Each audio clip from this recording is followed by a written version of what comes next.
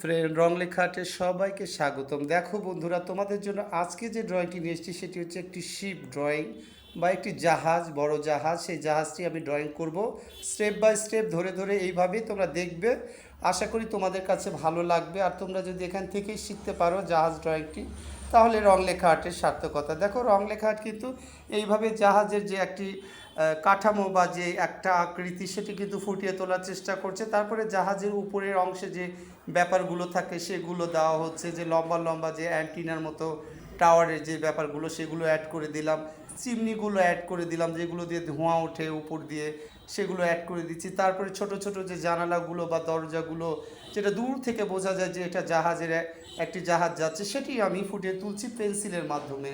তোমরা এইভাবেই ধরে ধরে যদি করো, তাহলে আশা করি সুন্দর একটি জাহাজ তোমরাও ড্রয়িং করতে পারবে। তো দেখো, এই যে জাহাজের নিচের যে অংশে একটু ডিপ করে দেওয়া হচ্ছে এখানে, আর যে পানির যে কালারগুলো সেগুলো এখানে পেন্সিল দিয়ে ঢেউ ঢেউ করে দেওয়া হচ্ছে। তো তোমাদের কাছে এটা কেমন লাগলো এই জাহাজটি, তোমরা অবশ্যই কমেন্টে জানিও। আর এভাবে রং লেখা আর্টের পাশে থেকেও। আজকে এখানে শেষ করছি।